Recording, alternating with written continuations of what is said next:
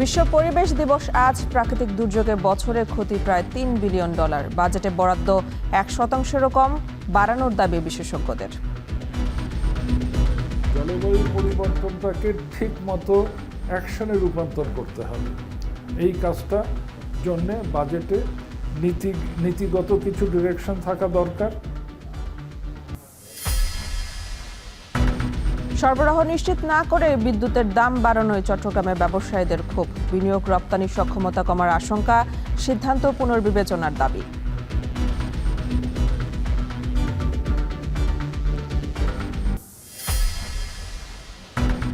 বিদেশি ব্র্যান্ডের পাশাপাশি চাহিদা বাড়ছে দেশীয় গৃহস্থালী ইলেকট্রনিক পণ্যের। বছরে 20% হারে বাড়ছে বাজার। প্রণোদনা পেলে পোশাক শিল্পের মতো বড় খাত তৈরির আশা। 50টিরও বেশি দেশে পণ্য রপ্তানি করছি। এর মধ্যে air condition, refrigerator, television, home appliance সহ বিভিন্ন ইলেকট্রনিক্স পণ্য বিভিন্ন দেশে যাচ্ছে।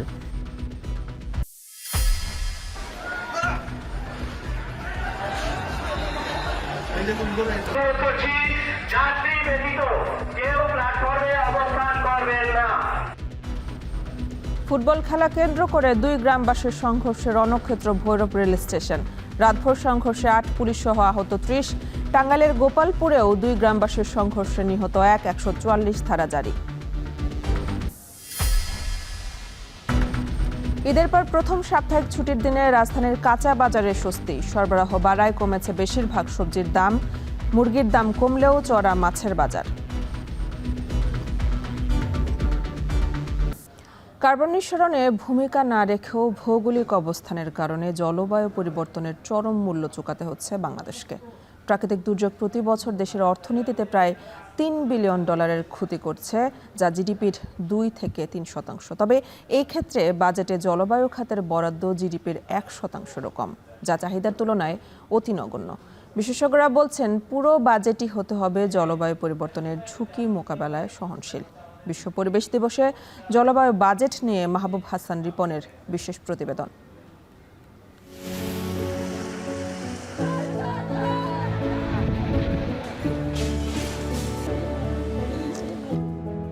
চোখের সামনে জল ও মাটির আদিম যুদ্ধ দেখতে দেখতে বৃদ্ধা সানোয়ারা বেগমের চুলে এখন পদ্মার ভাঙনের মতোই সাদা ফেনা। বিয়ের পর থেকে আজ অবধি মোট 9 বার নদী তার উঠোন গিলে খেয়েছে। জীবন মানে কি আমাকে এই যে অনেক কইব অনেক বুড়ো অবস্থা হয়েছে গা। অনেকে আমাকে লাড়ানোর একটা সম্ভব একটা কিনার থাকে বিলে নেই, কিনার ধরে থাই নে আমার এই সোর না আছে, আরেক সোর আছে, হেরও তো নাই।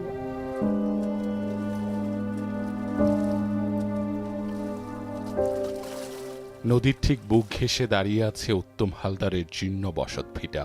বিগত 4 বছর তিনি কোনো মানুষের সাথে নয়, লড়াই করেছেন এক অবাধ্য প্রকৃতির সাথে, যিনি চান না কচুরি পানার মতো ভাসতে। বর্ষা আসে মনের ভিতরে একটা ভয়ভীতি কাজ করে প্রতি বছর, যে এই বুঝি নদী গর্ভে বিলীন হয়ে গেল বাড়ি। বাজেট যদি পরিবর্তন করতো আমাদের, তাহলে তো কাজ হইতোই, তাহলে তো অস্থায়ী বাঁধ নির্মাণ হইতো। আমরা মনে করেন আমাদের ভাগ্য পরিবর্তন হইতো। ঝুঁকিতে শুধু উত্তমের একা ঘর নয়, নদী গর্ভে বিলীন হওয়ার অপেক্ষায় কাঁপছে গোটা গ্রাম। এক একটি চেনা স্বপ্ন মুহূর্তেই চুরমার হচ্ছে। নদী শুধু জল নয়, নদী মানুষের কপাল। কপাল যখন ফেরে নদী তখন হাসে, কপাল যখন পড়ে নদী তখন সব গ্রাস করে। কথাসাহিত্যিক তারাশঙ্কর বন্দ্যোপাধ্যায়ের এই উক্তি কতটা নির্মম বাস্তব সেটি বুঝতে আপনাকে খুব বেশি দূর যেতে হবে না। নদী ভাঙন এই মানুষগুলোর মুখের দিকে তাকালেই তা সহজেই অনুমান করা যায়। নদী ভাঙনের মতো অতিবৃষ্টি, অসময়ে খরা, লবণাক্ততার মতো দুর্যোগের কবলে থাকা এই মানুষগুলোর আর্তনাদ যেন জলবায়ু পরিবর্তনের করাল ক্রাশে এক মানচিত্রের সমবেত কান্নার সুর। টেকনাফ থেকে তেতুলিয়া কিংবা কুড়িগ্রামের চরাঞ্চল থেকে সাতক্ষীরার উপকূল, নির্মম প্রকৃতির এই খামখেয়ালি।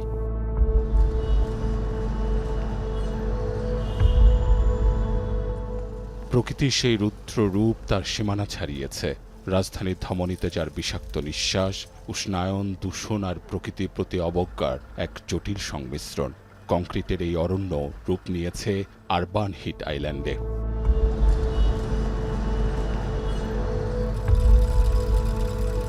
বদ্বীপের এই নিষ্পাপ বুক পুড়ছে যে জলবায়ুর করাল ক্রাশে, সেখানে কতটা আলো হয়ে আসবে এবারে বাজেট? সবশেষ অর্থ বছরের জলবায়ু বাজেটের আকার ছিল ৪১,২০৮.৯৭ কোটি টাকা। এবছরে সম্ভাব্য বাজেটের আকার ৯.৩৮ লাখ কোটি টাকা। সেই ক্ষেত্রে জলবায়ু বাজেটের আকার দাঁড়াতে পারে ৯৩,৮০০ কোটি টাকা। প্রশ্নটা আসলে খুব সাদামাটা।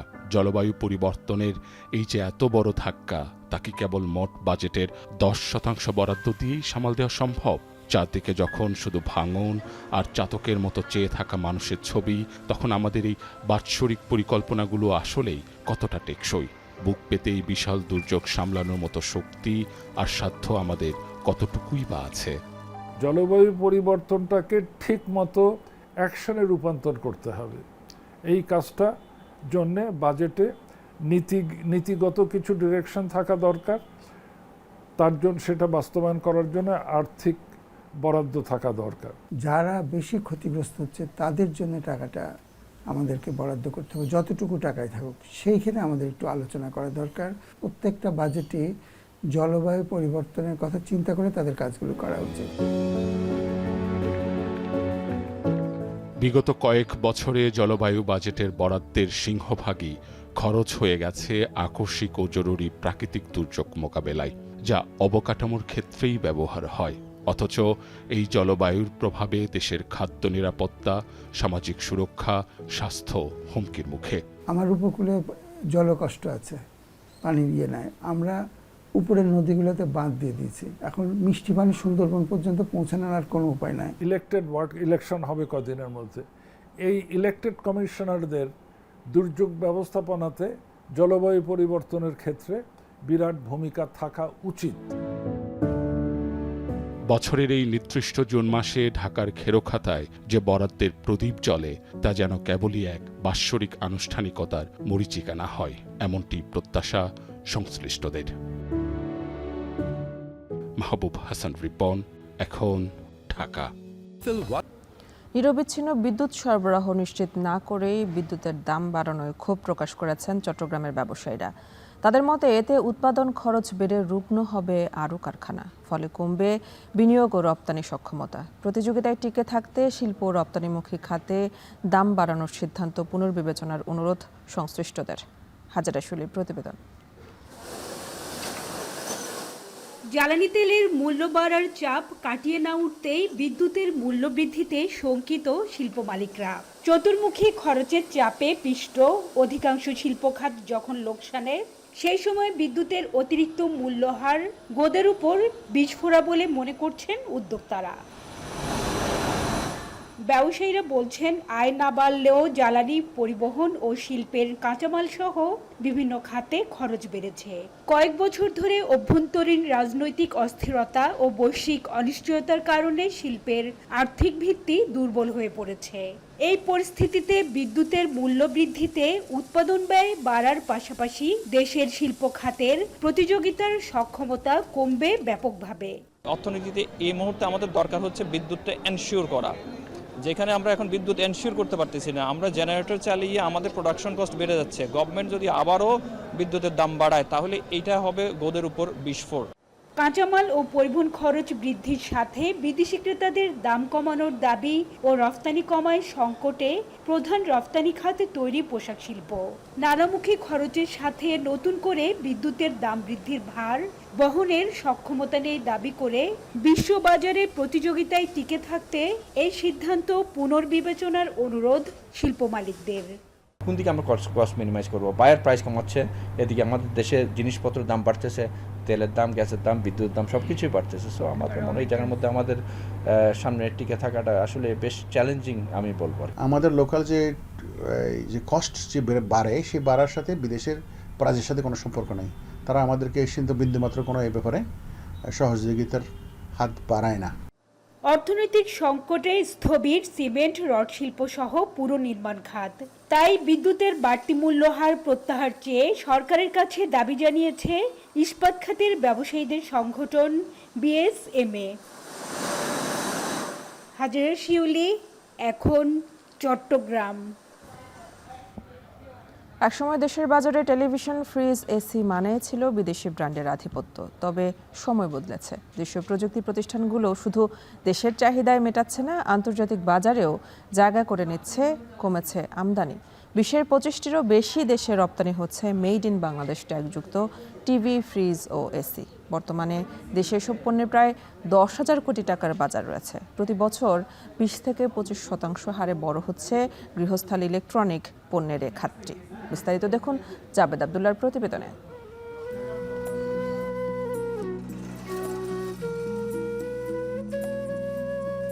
গত এক দশকে দেশের গৃহস্থালী ইলেকট্রনিক সরঞ্জাম খাতে নীরব বিপ্লব হয়েছে। সুলভ মূল্যে অত্যাধুনিক প্রযুক্তির পণ্য দেশের প্রান্তিক অঞ্চলে পৌঁছে গেছে, যা গ্রাম থেকে নগর জীবনকে করেছে সহজ, নিরাপদ ও আনন্দদায়ক।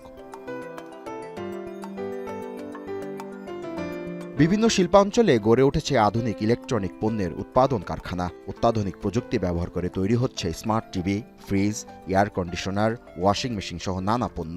একসময় এসব পণ্যের বেশিরভাগই বিদেশ থেকে আমদানি করা হলেও এখন স্থানীয়ভাবে তৈরি হচ্ছে। ফলে কমেছে উৎপাদন খরচ, বাড়ছে কর্মসংস্থান, আয় হচ্ছে বৈদেশিক মুদ্রা। ইউরোপ সহ বিশ্বের উন্নত দেশগুলোয় সৃষ্টি হয়েছে মেড ইন বাংলাদেশ ট্যাগযুক্ত এসব পণ্যের নতুন বাজার। নিম্ন মধ্যবিত্ত আয়ের লোকজনও দেখছে সর্বনিম্ন প্রায় 5,000 টাকা জমা দিয়েও কিন্তু একটা ফ্রিজ ঘরে নিতে পারে। এখন আমার কাছে মনে হচ্ছে যে না, we can rely on that. So আমি অবশ্যই এখন বলবো যে কোনো কিছু আমি ইন্টারন্যাশনাল যে কোনো বাজারে অন্যান্য প্রোডাক্ট ব্যবহার করার আগে আমি চেষ্টা করবো অবশ্যই আমার দেশের প্রোডাক্ট ব্যবহার করার। সংশ্লিষ্টরা বলছেন, আন্তর্জাতিক বাজারে প্রতিযোগিতা করতে হলে শুধু উৎপাদন নয়, মান নিয়ন্ত্রণ ও গবেষণায়ও গুরুত্ব দিতে হয়। জানান, সব গুণগত মান ঠিক রেখে বর্তমানে বেশ কিছু দেশীয় ব্র্যান্ড আন্তর্জাতিক মান অর্জন করেছে। গ্লোবাল যে স্ট্যান্ডার্ডগুলো, সাসো যা স্ট্যান্ডার্ডগুলো আছে, যেহেতু এক্সপোর্ট আমাদের করতেই হয়, সো বিভিন্ন কন্টিনেন্টের যেই স্ট্যান্ডার্ড সেটা আমরা ফলো করছি। খাত সংশ্লিষ্টদের মতে, সরকারের কাছ থেকে রপ্তানি প্রণোদনা ও অন্যান্য নীতি সহায়তা পেলে পোশাক শিল্পের মতো দেশের ইলেকট্রনিক্স ইন্ডাস্ট্রিও বড় রপ্তানি খাত হয়ে উঠবে। 50টিরও বেশি দেশে পণ্য রপ্তানি করছি। এর মধ্যে air condition, refrigerator, television, home appliance সহ বিভিন্ন ইলেকট্রনিক্স পণ্য বিভিন্ন দেশে যাচ্ছে। এর মধ্যে উল্লেখযোগ্য হচ্ছে সাবকন্টিনেন্টের ইন্ডিয়া, নেপাল, শ্রীলঙ্কা, মালদ্বীপ সহ আফ্রিকান বিভিন্ন দেশ। এ বিষয়ে প্রযুক্তি বিশেষজ্ঞরা জানান, আন্তর্জাতিক মান নিয়ন্ত্রণ ও প্রযুক্তিগত সক্ষমতা বাড়ায় দেশীয় শিল্পের গ্রহণযোগ্যতা বাড়ছে। টিভির সবচেয়ে বড় শত্রু মেইনলি হচ্ছে দুইটা, একটা হচ্ছে আর্দ্রতা, সেকেন্ড হচ্ছে বজ্রপাত। বাংলাদেশের হচ্ছে ক্লাইমেট, এই দুইটাকে আমরা আর কি ফোকাস করে টিভির টেকনোলজিগুলো নিয়ে এসেছি। বিশ্ববাজারে টিকে থাকতে স্মার্ট প্রযুক্তি এখন বড় চ্যালেঞ্জ। অ্যান্ড্রয়েড ও গুগল ভিত্তিক অপারেটিং সিস্টেম ব্যবহার করে কৃত্রিম বুদ্ধিমত্তা, ইন্টারনেট, ভয়েস কন্ট্রোল এবং স্মার্ট কানেক্টিভিটির মতো সুবিধা যুক্ত হচ্ছে নতুন প্রজন্মের দেশীয় পণ্যে। দেশের অভ্যন্তরে প্রতি বছর 25 থেকে 30 লাখ ইউনিট ফ্রিজ বিক্রি হয়। গত বছর দেশে প্রায় 6 থেকে 7 লাখ এসি বিক্রি হয়েছে। বর্তমানে দেশের টিভির বাজার 6,500 কোটি টাকার। সরকারও এ খাতে নীতি সহায়তা দিচ্ছে। জাবেদ আবদুল্লাহ, এখন, ঢাকা। ফুটবল খেলা কেন্দ্র করে পূর্ববিরোধের জেরে কিশোরগঞ্জের ভৈরবে 2 গ্রামবাসীর সংঘর্ষে রণক্ষেত্রে পরিণত হয় রেল স্টেশন এলাকা। রাতভর সংঘর্ষে 8 পুলিশ সদস্য সহ আহত হন অন্তত 30 জন। বন্ধ হয়ে যায় ঢাকা চট্টগ্রাম, ঢাকা সিলেট ও ঢাকা কিশোরগঞ্জ রুটের ট্রেন চলাচল। ভোগান্তিতে পড়ে হাজার হাজার যাত্রী। পরে সেনাবাহিনী, পুলিশ ও র্যাবের হস্তক্ষেপে পরিস্থিতি নিয়ন্ত্রণে এলে দীর্ঘ প্রায় 5.5 ঘন্টা পর স্বাভাবিক হয় ট্রেন চলাচল। বিস্তারিত মশিউর কায়েসের প্রতিবেদনে। যে স্টেশন ট্রেনের হুইসেল আর যাত্রী কোলাহলে মুখর থাকে সারাদিন, সেই ভৈরব রেল স্টেশন বৃহস্পতিবার রাতে পরিণত হয় রণক্ষেত্রে। ইট পাটকেল, ধাওয়া পাল্টা ধাওয়া আর চরম উত্তেজনায় রাতভর অচল হয়ে পড়ে দেশের অন্যতম গুরুত্বপূর্ণ রেল জংশন। প্রায় 2 সপ্তাহ আগে পঞ্চবটি ও জগন্নাথপুর গ্রামের যুবকদের মধ্যে একটি ফুটবল খেলাকে কেন্দ্র করে বিরোধের সৃষ্টি হয়। সেই বিরোধের জেরে বৃহস্পতিবার সন্ধ্যায় এক যুবকের উপর হামলার ঘটনা ঘটলে উত্তেজনা ছড়িয়ে পড়ে 2 গ্রামে। রাত 9টার দিকে 2 পক্ষ ভৈরব রেল স্টেশনের 1 ও 2 নম্বর প্ল্যাটফর্মে অবস্থান নিয়ে সংঘর্ষে জড়ায়। এক পর্যায়ে পুরো স্টেশন এলাকা রণক্ষেত্রে পরিণত হয়। সংঘর্ষে ভাঙচুর করা হয় স্টেশনের বিভিন্ন স্থাপনা। আহত হয় ৮ পুলিশ সদস্য সহ অন্তত ৩০ জন। সংঘর্ষের কারণে বন্ধ হয়ে যায় দেশের অন্যতম ব্যস্ত রেলপথ। ঢাকা চট্টগ্রাম, ঢাকা সিলেট ও ঢাকা কিশোরগঞ্জ রোডে প্রায় ৫.৫ ঘন্টা বন্ধ থাকে ট্রেন চলাচল। বিভিন্ন স্টেশন ও আউটার সিগন্যালে আটকা পড়ে ৬টি গুরুত্বপূর্ণ ট্রেন। এর মধ্যে ছিল মহানগর গোধূলি, পারাবত এক্সপ্রেস, ১১ সিন্ধুর গোধূলি, মহানগর এক্সপ্রেস, নরসিংদী কমিউটার ও কন্টেনার ট্রেন। এতে চরম ভোগান্তিতে পড়েন হাজারো যাত্রী। ভৈরবের মানুষ এরকম কি ভাগ হয়ে গেছে যে প্রশাসন তাদের নিয়ন্ত্রণ করতে পারে না। প্রায় সময় এই ধরনের ঘটনা ঘটে ভৈরবে। কেন ভৈরব কি বাংলাদেশের মধ্যে আলাদা কোনো ইউনিটি নাকি যে তারা যা খুশি তাই করবে? এটা ঝগড়া না, এটা দুইটা পক্ষের মধ্যে মারামারি। তো এই যে দুই পক্ষের মারামারির কারণে লম্বা একটা সময় ট্রেন বন্ধ ছিল।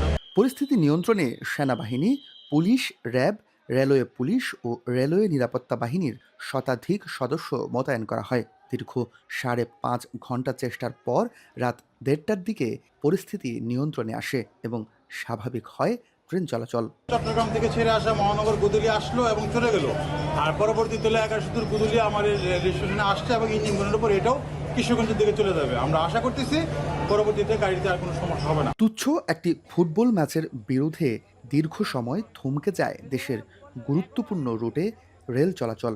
রাতভর আতঙ্ক, ভোগান্তি আর সহিংসতার ঘটনায় উদ্বেগ তৈরি হয় স্থানীয়দের মধ্যেও। তাদের দাবি, বিষয়টি যেন গুরুত্বের সঙ্গে খতিয়ে দেখে কর্তৃপক্ষ। মশুর কায়েস, এখন কিশোরগঞ্জ। আধিপত্য বিস্তারকে কেন্দ্র করে টাঙ্গাইলের ২ গ্রামের বাসিন্দাদের সংঘর্ষে একজন নিহতের ঘটনায় আইনশৃঙ্খলা নিয়ন্ত্রণে সকাল ৬টা থেকে ১৪৪ ধারা জারি করেছে উপজেলা প্রশাসন। পরবর্তী নির্দেশনা না আসা পর্যন্ত এই আদেশ জারি থাকবে। বৃহস্পতিবার বিকেলে জেলার গোপালপুর উপজেলার গোলপেচা ও জগৎপুরা গ্রামে এ সংঘর্ষ হয়। টানা ৪ ঘন্টার সংঘর্ষে অন্তত ১৫ জন আহত হয়। এছাড়াও প্রায় ১০টি বসত ঘরে অগ্নিসংযোগ, ভাঙচুর, গরু বাছুর, গোলার ধান ও গৃহস্থালী সামগ্রী লুটতরাজের ঘটনা ঘটে। রাত ৮টার দিকে গোপালপুরের নলিন বাজারে হামলা চালিয়ে শতাধিক দোকানপাট ভাঙচুর ও লুট করা হয়। ভুয়াপুর থানার ভারপ্রাপ্ত কর্মকর্তা মোহাম্মদ সাব্বির রহমান ঘটনার সত্যতা নিশ্চিত করে জানান, ২ পক্ষের সংঘর্ষ থামাতে গিয়ে আহত হয় ৫ পুলিশ। বর্তমানে পরিস্থিতি স্বাভাবিক রয়েছে। রাতে পুনরায় সংঘর্ষের জন্য মাইকিং করা হয়। পরিস্থিতি নিয়ন্ত্রণে ১৪৪ ধারা জারি করা হয় বলে জানায় উপজেলা প্রশাসন।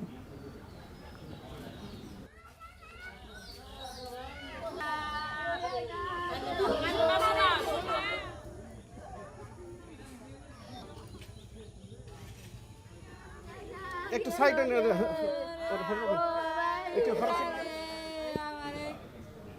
ঈদের আমেজ শেষে আবারও স্বাভাবিক ছন্দে ফিরতে শুরু করেছে রাজধানীর কাঁচা বাজারগুলো। ঈদের পর প্রথম সাপ্তাহিক ছুটির দিনে কমেছে প্রায় সব ধরনের সবজির দাম।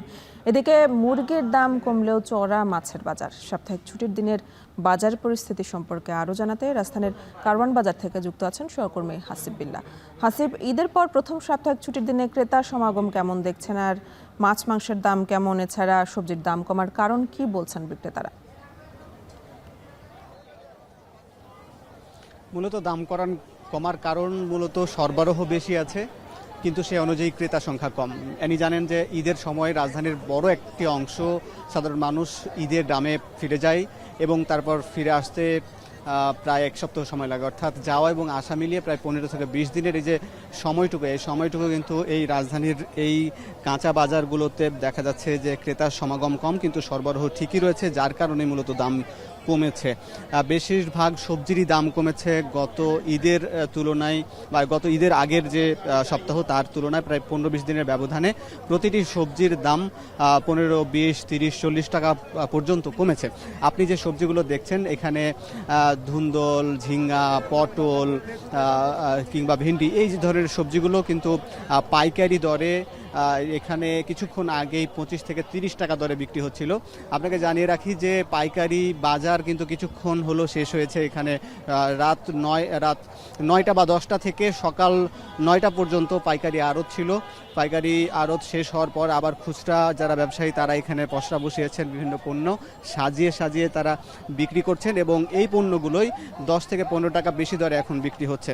অর্থাৎ যে ধুন্দল বা ভেন্ডি কিংবা পটল যেখানে 25 থেকে 30 টাকা দরে বিক্রি হচ্ছিল পাইকারি রেটে, অর্থাৎ কোনো ক্রেতা যদি 5 কেজি করে কিনলেই তাকে তিনি 10 থেকে 15 টাকা কম করে কিনতে পারতেন, কিন্তু এখন যারা কিনতেন তাদেরকে কিন্তু 15 থেকে 20 টাকা করে বেশি করে কিনতে হচ্ছে প্রতিটি পণ্যের। এছাড়া যারা আজকে দেখেছি বা সবসময় সারা ঢাকা শহরের বিভিন্ন এলাকা থেকে যারা স্থানীয় বাজারে বিক্রি করেন কিংবা ভ্যান গাড়িতে ফুটপাতে বিক্রি করেন, তারাও এখান থেকে সবজি পণ্য কিনে নিয়ে যান এবং তারাও এখানে যা দরে বিক্রি করেন তার থেকে 20 থেকে 30 টাকা দরে বেশি করে বিক্রি করবেন। এখানে আসলে সব ধরনের পণ্যই আমরা দেখতে পাচ্ছি, বিভিন্ন ধরনের সবজি, কাঁচামাল।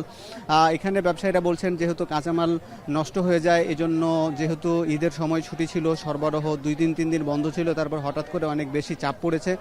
আর গরমের সময় যেহেতু অনেকেই বলছেন যে কিছুটা সবজির চাহিদা মানুষের অনেক ক্ষেত্রে কম থাকে এবং তবে আমরা দেখেছি যে কোরবানির পর যেহেতু মাংসের বাজারেও কিন্তু কিছুটা স্বস্তির খবর রয়েছে, যে মাংস বা ব্রয়লার মুরগি দাম তুলনামূলক দাম কিছুটা দেখা গেছে যে 180 বা 90 টাকা দরে বিক্রি হয়েছে ব্রয়লার মুরগি। 10-15 দিন আগেও কিন্তু দেখা যাচ্ছে এখন 160 বা 65-র ঘরেই ব্রয়লার মুরগি পাওয়া যাচ্ছে। ডিমের বাজারও কিছুটা কমতি, ডজনে 100 টাকা বা 110 টাকার মধ্যে বিক্রি হচ্ছে। তবে মাছের বাজারের বেশি দাম, রুই মাছ কেজিতে 50 থেকে 60 টাকা করে বেশি বিক্রি হচ্ছে। ইলিশ মাছও কিন্তু 100 থেকে 150 বা 200 টাকা দরে বেশি বিক্রি হচ্ছে। এছাড়া তেলাপিয়া কিংবা পাঙ্গাস কিছুটা এই মাছগুলোর দাম কিছুটা কম হলেও অন্যান্য দিনের তুলনায় অর্থাৎ 10 থেকে 15 দিনের তুলনায় কিছুটা বাড়তি, অর্থাৎ মাছের বাজার বাড়তি বলা যায়। তবে এই ছিল মূলত রাজধানীর বাজার থেকে সবশেষ খবর। রাজধানীতে ছুটির দিনে সাপ্তাহিক বাজারের খবর জানাচ্ছিলেন সহকর্মী হাসিব বিল্লাহ। এদিকে কোরবানি ঈদের পর সাপ্তাহিক ছুটির দিনে চট্টগ্রামের বাজারগুলোতে বেড়েছে সবজির চাহিদা, তবে স্থিতিশীল রয়েছে বেশিরভাগ সবজির দাম। 2-1 দিন ধরে সরবরাহ কিছুটা বেড়েছে। এ নিয়ে আরও জানাতে নগরীর কাজীর দেউরি বাজার থেকে যুক্ত আছেন সহকর্মী কাজী মাহফুজ। বাজারে সবজির সরবরাহ কেমন দেখছেন আর দাম নিয়ে কি বলছেন ক্রেতা বিক্রেতারা?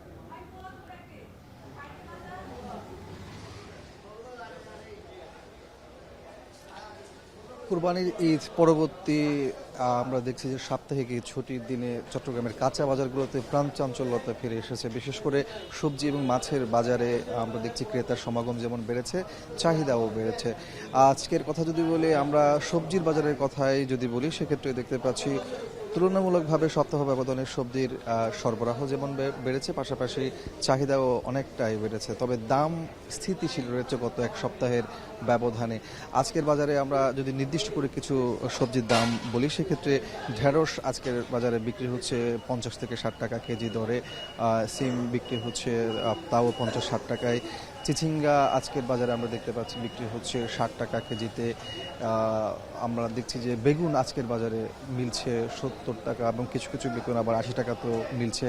পটল বিক্রি হচ্ছে 60 টাকায়, কাঁকরোল 70 থেকে 80 টাকায় এবং অন্য যে সবজিগুলো আছে সেগুলো অনেকটা 60 থেকে 70 যে টাকা এর মধ্যেই রয়েছে। টমেটোর দাম 10 টাকা পর্যন্ত বেড়েছে সপ্তাহ ব্যবধানে। আজকের বাজারে 80 থেকে 90 টাকা কেজিতে টমেটো বিক্রি হচ্ছে। এছাড়া আমরা দেখতে পাচ্ছি যে কাঁচামরিচ থেকে শুরু করে ধনেপাতা এবং গাজর এগুলোর দামও স্থিতিশীল রয়েছে। যেখানে যারা ব্যবসায়ী আছেন তারা বলছেন ঈদ পরবর্তী আসলে মানুষের মধ্যে খাবারের চাহিদারও একটা পরিবর্তন এসেছে। বিশেষ করে এতদিন তারা মাংসের জায়গাতে ছিল, সেই জায়গাতে এখন সবজির বাজারে কিছুটা চাপ বেড়েছে। তবে দাম স্থিতিশীল কিংবা কিছু কিছু সবজির দাম বাড়ার কারণ হিসেবে তারা আমাদেরকে বলছেন যে পরিবহন খরচ যেমন বেড়েছে, পাশাপাশি উৎপাদন খরচ বেড়েছে। দুইয়ে মিলে মূলত দাম না কমে বরং স্থিতিশীল এবং কিছু কিছু পণ্যের দাম কেজিতে 5 থেকে 10 টাকা পর্যন্ত বেড়েছে। তবে সরবরাহ চেইন যদি আরও বেশি স্বাভাবিক হয় সেক্ষেত্রে হয়তো দাম আরও কমে আসবে বলছেন এখানকার ব্যবসায়ীরা। আর মাছ এবং মুরগির বাজারেও আমরা দেখতে পাচ্ছি গত এক সপ্তাহের মধ্যে ব্রয়লার মুরগির দাম কেজিতে 10 টাকা পর্যন্ত বেড়েছে। আজকের বাজারে আমরা দেখতে পাচ্ছি ব্রয়লার মুরগি বিক্রি হচ্ছে কেজিতে 170 এবং কোথাও কোথাও 175 টাকায়। এছাড়া মাছের ক্ষেত্রেও আমরা দেখছি বিশেষ করে সামুদ্রিক মাছের সরবরাহ কিছুটা কম বাজারে। সামুদ্রিক মাছ যেহেতু মাছ ধরা এক ধরনের নিষেধাজ্ঞা রয়েছে, ফলে সেই মাছের সরবরাহ কম, কিন্তু আমরা দেখছি যে চাষের মাছ, মিঠা পানির যে মাছ, সেই মাছের চাহিদা যেমন বেড়েছে সেই জায়গাতে এবং সরবরাহ কিছুটা বেড়েছে। তবে দাম কিন্তু সপ্তাহ ব্যবধানে আমরা দেখতে পাচ্ছি 30 থেকে 50 টাকা পর্যন্ত মাছের দাম বেড়েছে। আমরা দেখছি কাতল মাছ এবং রুই মাছ আজকের বাজারে আকার এবং মান অনুযায়ী বিক্রি হচ্ছে 350 থেকে 500 টাকা কেজিতে, এবং অন্য যে মাছগুলো তেলাপিয়া বিক্রি হচ্ছে 200 থেকে 200-250 টাকায়। চিংড়ি আজকের বাজারে মিলছে 500 থেকে 700 টাকা। এগুলো মান এবং আকার অনুযায়ী মূলত দাম ওঠানামা করছে এমনটি বলছেন এখানকার ব্যবসায়ীরা। যেহেতু গত এক সপ্তাহে কোরবানির ঈদ ছিল এবং সেখানে গরু এবং খাসির মাংসের উপরে মানুষের খাওয়াটা অনেকটা বেশি ছিল, সেই জায়গাতে এখন কিছুটা পরিবর্তন এসেছে খাওয়াই, এবং আমরা দেখছি যে মাছ এবং সবজির বাজারে চাহিদাটা বেড়েছে এবং ক্রেতা যারা আসছেন তারা বলছেন যে এই যে চাহিদা বেড়েছে সেই চাহিদার কারণে হয়তো কিছু কিছু ব্যবসায়ী দাম বাড়তি নিচ্ছেন, এমনটি তারা আমাদেরকে অভিযোগের সুরে বলেছেন। আর আমরা একটু দেখাতে চাই শুটকির বাজারেও কিন্তু চাহিদা বেড়েছে। শুটকির ক্ষেত্রে আমরা দেখছি যে চট্টগ্রামে আপনি জানেন যে শুটকির চাহিদাটা বেশি থাকে, সেই জায়গাতে শুটকির চাহিদাও আমরা দেখছি যে গত এক সপ্তাহের মধ্যে বেড়েছে, এবং ছুরি শুটকি থেকে শুরু করে অন্যান্য যে শুটকি, চিংড়ি শুটকি রয়েছেন, লইট্টা শুটকি আছে, এগুলোর চাহিদাও বেড়েছে এবং দামও দেখতে পাচ্ছি আমরা সপ্তাহ ব্যবধানে কেজিতে 50 থেকে 70 টাকা পর্যন্ত বেড়েছে। তো সবকিছু মিলিয়ে বলা যায় যে চট্টগ্রামের কাঁচা বাজারগুলোতে চাঞ্চল্যতা যেমন ফিরে এসেছে, তেমনিভাবে বিশেষ করে সবজি, মাছ এবং শুটকি এই জাতীয় পণ্যের চাহিদাগুলো বেড়েছে। সেই জায়গাতে দামও বাজার এবং মান অনুযায়ী কেজিতে 20 থেকে 50 এবং 70 টাকা পর্যন্ত বেড়েছে বলছেন। 3 দিনের সফরে ঢাকায় এসেছেন তুরস্কের পররাষ্ট্রমন্ত্রী হাকান ফিদান। রাজধানীর ইন্টারকন্টিনেন্টাল হোটেলে বাংলাদেশের পররাষ্ট্র মন্ত্রণালয়ের প্রতিনিধি দলের সাথে বৈঠক করছেন তুরস্কের পররাষ্ট্রমন্ত্রী। আর এ নিয়ে আরও জানাতে হোটেল ইন্টারকন্টিনেন্টাল থেকে যুক্ত আছেন সহকর্মী সুলতানা স্বর্ণা। স্বর্ণা, নির্ধারিত বৈঠকটি শুরু হয়েছে কিনা জানাবেন, আর আজ কি কি বিষয় আলোচনা হতে যাচ্ছে এ বিষয়ে কিছু জানতে পেরেছেন কিনা? অ্যানি, সকাল 10টা থেকে কিন্তু আসলে যে বৈঠকটি কথা আপনি বলছেন সেই বৈঠকটি কিন্তু চলছে, এবং তার সাথে আসলে জানিয়ে রাখতে চাই বৃহস্পতিবার রাত 9টা নাগাদ তুরস্কের পররাষ্ট্রমন্ত্রী ফিদান হাকান কিন্তু বাংলাদেশে এসে পৌঁছান এবং তাকে কিন্তু তার সাথে সাক্ষাৎ করেন। গতকাল একটি সৌজন্যমূলক সাক্ষাৎ করেছেন পররাষ্ট্রমন্ত্রী, বাংলাদেশের পররাষ্ট্রমন্ত্রী খলিলুর রহমান, প্রতিমন্ত্রী শামা ওবায়েদ এবং তার পাশাপাশি কিন্তু বাংলাদেশের পররাষ্ট্র বিষয়ক উপদেষ্টা হুমায়ুন কবির, এবং সেখানেও কিন্তু তাদের সংক্ষিপ্ত একটি সৌজন্যমূলক সাক্ষাৎকার হয়েছে বিমানবন্দরে। এবং আজ যে বৈঠকটি হচ্ছে সেই বৈঠকের ক্ষেত্রে কিন্তু কয়েকটি জিনিস বারংবারই চলে আসছে, যেহেতু 2020 সালের পর এটি প্রথমবার তুরস্কের কোনো পররাষ্ট্রমন্ত্রীর বাংলাদেশ সফর, তাই কিন্তু একে বিশেষ গুরুত্ব দিয়ে দেখা হচ্ছে এই সফরটিকে। এবং তার পাশাপাশি বিএনপি সরকারের ক্ষমতা গ্রহণের পর কিন্তু এটি প্রথম তুরস্কের, একই সাথে তুরস্কের পররাষ্ট্রমন্ত্রী যেহেতু এটি প্রথম সফর, তাই কিন্তু একেও ভিন্নভাবে কিন্তু আসলে বলা হচ্ছে যে বিএনপি সরকারের সাথে যে তুরস্কের যে সম্পর্ক, সেই সম্পর্ক নিয়েও কিন্তু নতুন একটি মোড় উন্মোচন হবে এমনটা কিন্তু প্রত্যাশা করা হচ্ছে। এবং এই সফরে কয়েকটি জিনিস কিন্তু মাথায় রাখা হচ্ছে। প্রথমত রোহিঙ্গাদের যে প্রত্যাবাসনের যে ইস্যুটি রয়েছে সেটি নিয়ে কিন্তু তুরস্কের কাছে বারংবারই বাংলাদেশের সহায়তা চেয়েছে, এবং সেই মানবিক দিক থেকে কিন্তু সহায়তা দেওয়ার এবং তুরস্কের রোহিঙ্গা যারা রয়েছেন, বাংলাদেশে যারা অবস্থান করছেন, তাদেরকে আসলে প্রত্যাবাসন করার যে প্রক্রিয়া, সেই প্রক্রিয়াটি নিয়ে কিন্তু আজ বৈঠক হবে এমনটা জানানো হয়েছে। এবং তার পাশাপাশি মানবিক যে সহায়তা রয়েছে সেই সহায়তা বাড়ানোরও কিন্তু প্রত্যাশা করা হচ্ছে, যে বাংলাদেশের পক্ষ থেকে আর্জি জানানো হবে সেটি বাড়ানোর। এবং তার সাথে সাথে সাংস্কৃতিক একটি MOU আজ সই করার কথা রয়েছে, এবং এছাড়াও 11:30টার দিকে কিন্তু একটি যৌথ প্রেস ব্রিফিং হবে। হয়তো বা 12টার বুলেটিনে আমরা আরও বিস্তারিত এই নিয়ে আপনাদেরকে জানাতে পারবো। 3 দিনের সফরে এসে বাংলাদেশের পররাষ্ট্র মন্ত্রণালয়ের প্রতিনিধি দলের সাথে বৈঠক করছেন তুরস্কের পররাষ্ট্রমন্ত্রী, আর সে খবর জানাচ্ছিলেন সহকর্মী সুলতানা স্বর্ণা। ঈদ উল আজহার ছুটি শেষ। আগামী শনিবার থেকে রাজধানী ঢাকা, চট্টগ্রাম সহ দেশের বিভিন্ন শিল্প কারখানা ও গার্মেন্টস খুলে যাওয়ায় কর্মস্থলে ফিরতে শুরু করেছেন দক্ষিণাঞ্চলের মানুষ। আর এর প্রভাব পড়তে শুরু করেছে ভোলার নৌপথে। আর এ নিয়ে আরও জানাতে ভোলার ইলিশা লঞ্চঘাট থেকে যুক্ত আছেন সহকর্মী ইমতিয়াজুর রহমান। ইমতিয়াজ, লঞ্চঘাটের কর্মস্থলে ফেরা মানুষের ভিড় কেমন দেখছেন জানাবেন।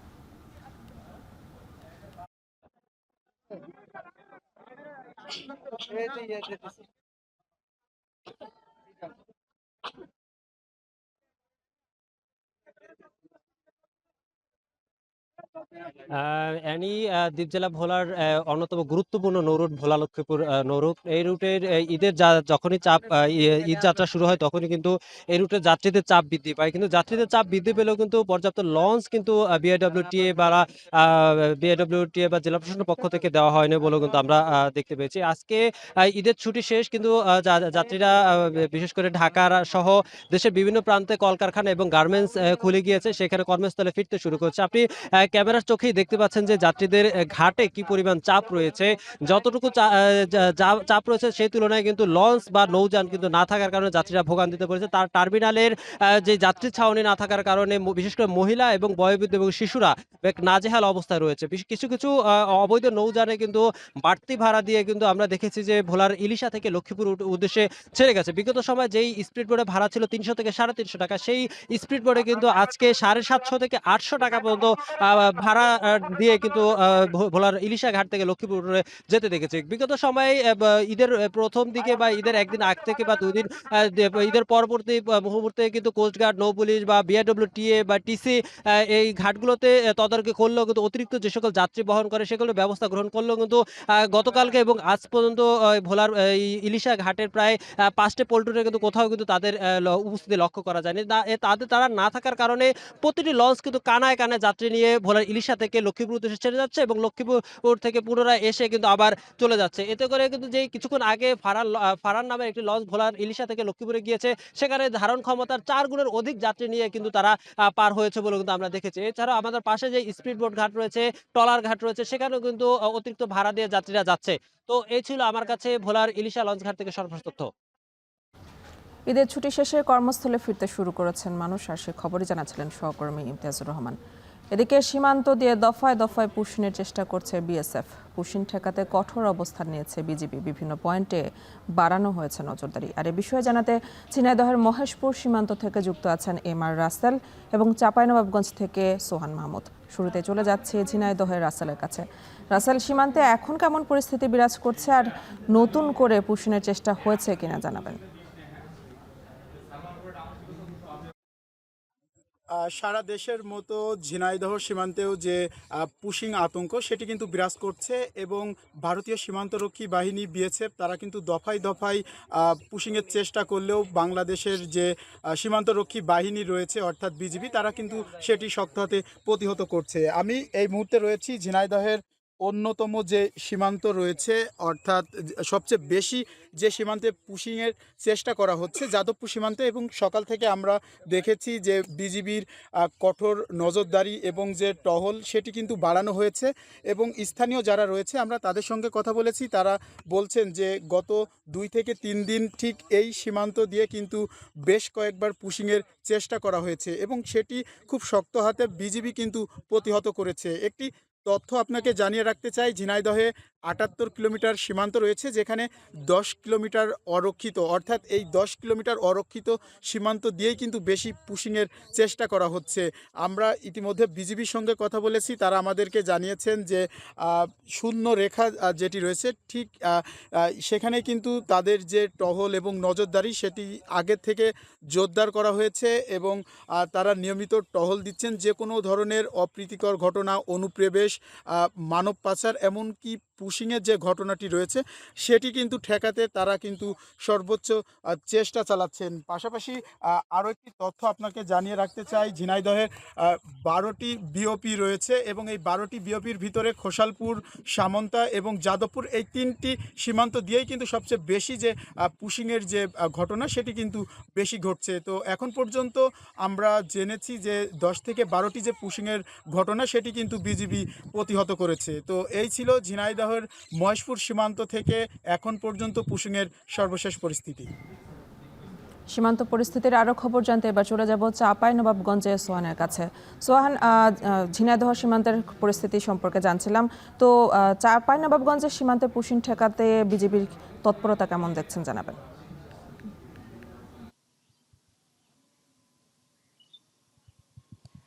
সীমান্ত ঘেঁষা জেলায় চাঁপাইনবাবগঞ্জ। এই চাঁপাইনবাবগঞ্জের 5টি উপজেলা 4টিতে রয়েছে বিভিন্ন কাঁটাতারবিহীন সীমান্ত। এই সীমান্ত দিয়ে বেশ কিছুদিন ধরেই পুশিং করছে ভারতীয় সীমান্তরক্ষী বাহিনী বিএসএফ। সবশেষ গতকাল রাত 3টায় চাঁপাইনবাবগঞ্জের গমস্তাপুর উপজেলার বাঙাবাড়ি সীমান্ত দিয়ে 28 জনকে বাংলাদেশে পুশিংয়ের চেষ্টা করে ভারতীয় সীমান্তরক্ষী বাহিনী বিএসএফ। সে সময় বাধা দেয় বাংলাদেশ বিজিবি।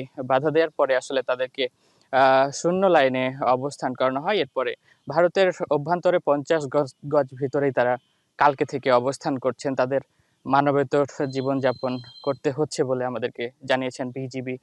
তারা বারবারই বিএসএফ এর সঙ্গে বৈঠকে বসেছেন, পতাকা বৈঠক হয়েছে, কিন্তু শেষ পর্যন্ত সুরাহা করতে পারেননি। এখন পর্যন্ত তারা জিরো লাইনেই অবস্থান করছেন। এছাড়াও বিভিন্ন সীমান্তে টহল বাড়ানো হয়েছে বলে আমাদেরকে জানিয়েছেন এখানকার বিজিবি। আমরা কথা বলছিলাম নওগাঁ 16 বিজিবি ব্যাটালিয়নের অধিনায়কের সঙ্গে। তিনি বলছেন গতকাল থেকেই বিভিন্ন সীমান্তে বাড়ানো হয়েছে টহল, এতে যেন কোনোভাবেই সীমান্ত থেকে পুশিংয়ের ঘটনা না ঘটে। তো এই ছিল আমার কাছে চাঁপাইনবাবগঞ্জের পুশিংয়ের ঘটনা নিয়ে সবশেষ পরিস্থিতি।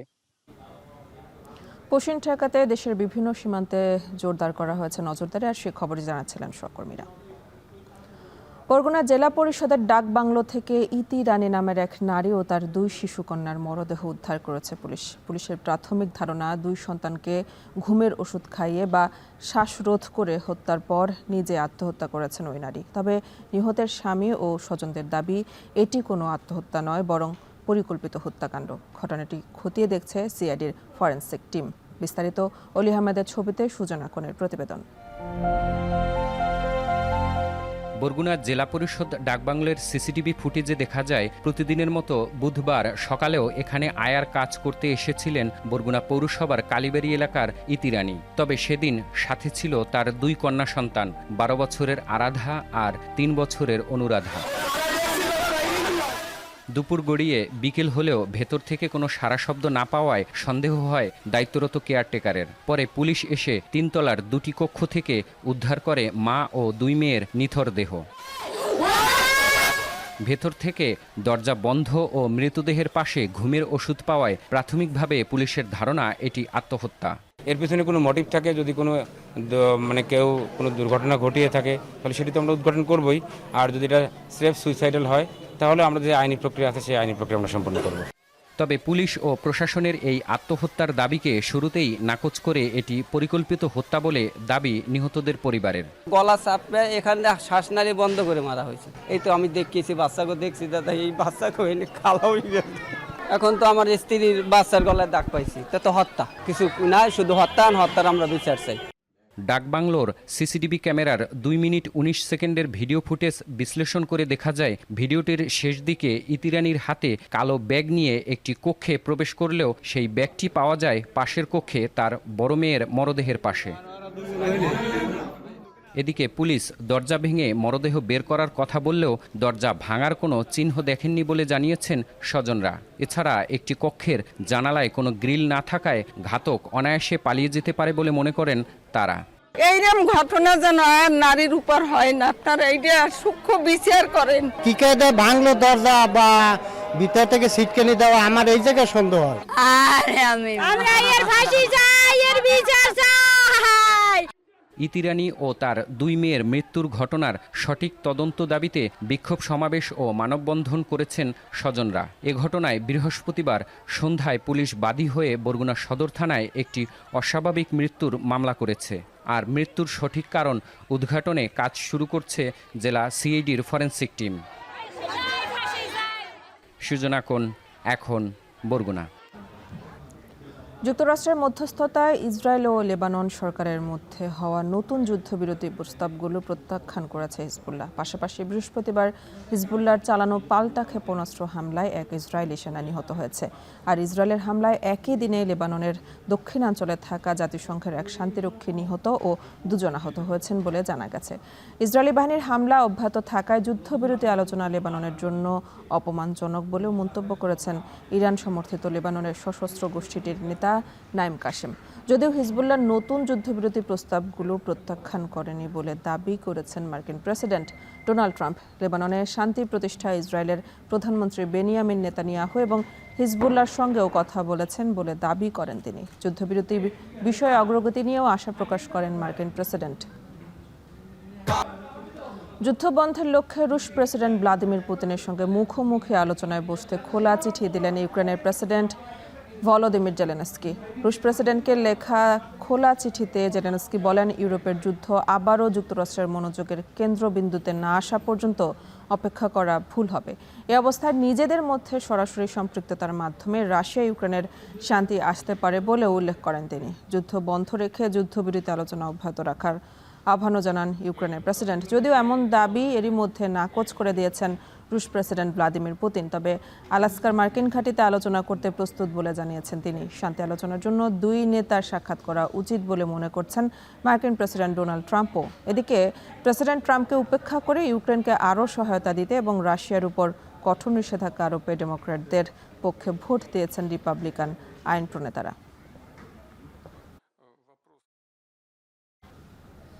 এই ছিল এখন বাণিজ্যের আয়োজনে। এখন টেলিভিশন ওয়েবসাইটে দেখতে ভিজিট করুন www.এখন.tv। এছাড়া ফেসবুকে দেখতে ভিজিট করুন facebook.com/tv.এখন এবং ইউটিউবে দেখতে ভিজিট করুন youtube.com/c/এখন.tv।